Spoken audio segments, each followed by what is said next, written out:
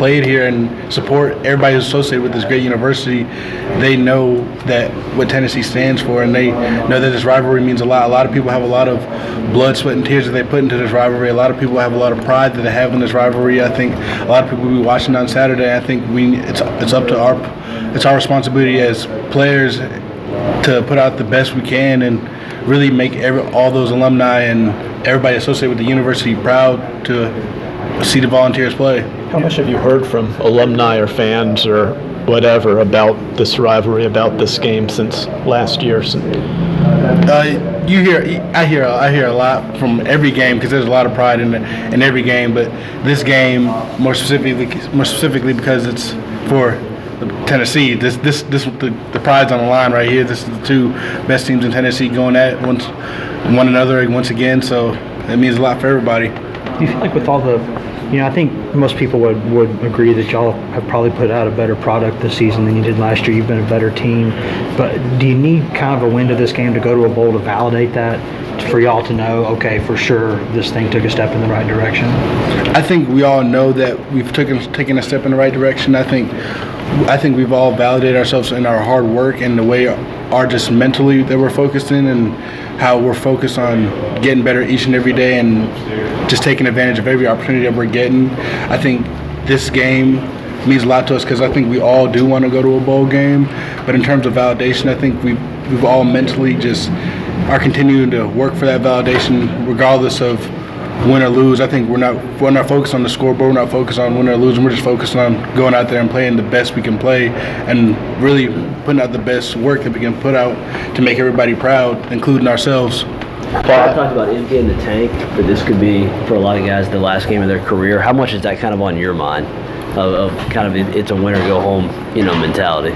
I think every game I'm in, I try to empty the tank. Every snap I'm in, I'm trying to put everything I have into it. So when it comes in this game, I think it's nothing but the same. I'm going to go out there and put everything out there and do everything I can because that's the only way I can play without any regrets is I can do my best, and that's the only thing I can do is my best.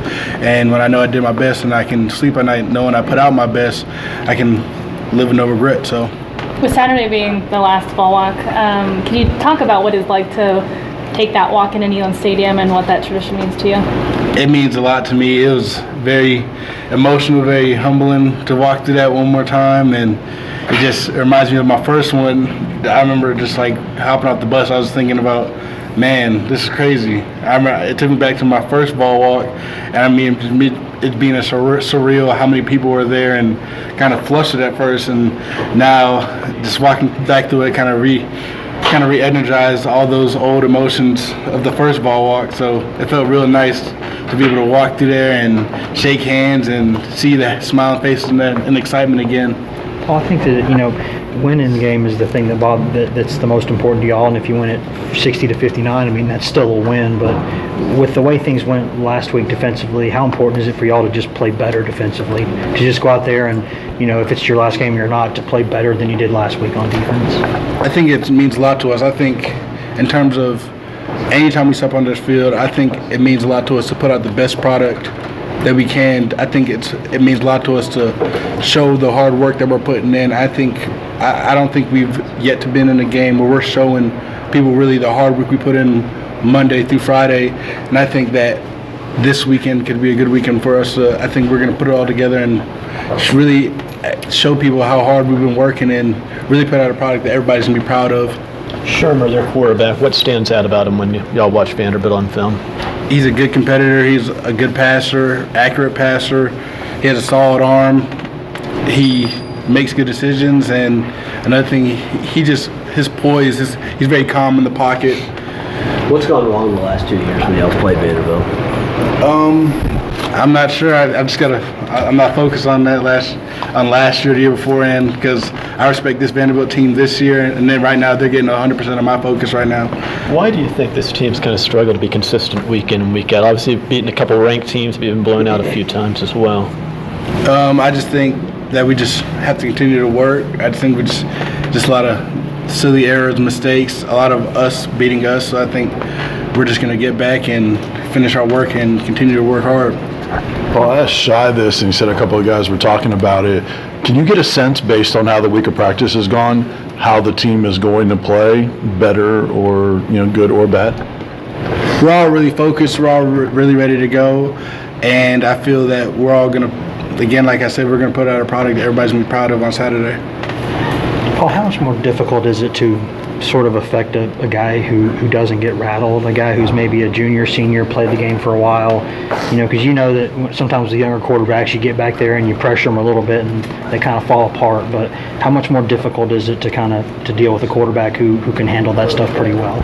It can be pretty difficult, but I think the key is to get to them early, often and early. I think once you get to them a couple times in the first quarter and you continue that constant pressure of that pocket collapsing on them, I think that's when quarterbacks tend to get a little more antsy and their decisions start to become more quicker and quicker, and that's when bad decisions happen because they feel like they have to get the ball out like this, and they're making quick decisions, decisions, not really thinking through. So I think in terms of dealing with a quarterback of his poise and his calmness, I think it's very crucial for us to get to him early and often and pressure him, make him bounce around, make his feet move a little more, and then hopefully by the fourth quarter it'll click and he'll start making some bad decisions. Paul, have you seen your game improve since you went on scholarship and didn't have to worry about working and doing all that stuff anymore? Definitely. I've seen my game improve really from a week-to-week basis, and I think that's like the coolest part about this process and working each and every day. I think without having that mental burden of going to work, and I can really allow myself to focus on film and focus on football, and school has just allowed me to almost simplify my life more, to really focus on the things I love to do, and it's helped significantly and helped me improve week by week. All right, thanks, Paul. Thanks, Paul. Thank you. That's it for today.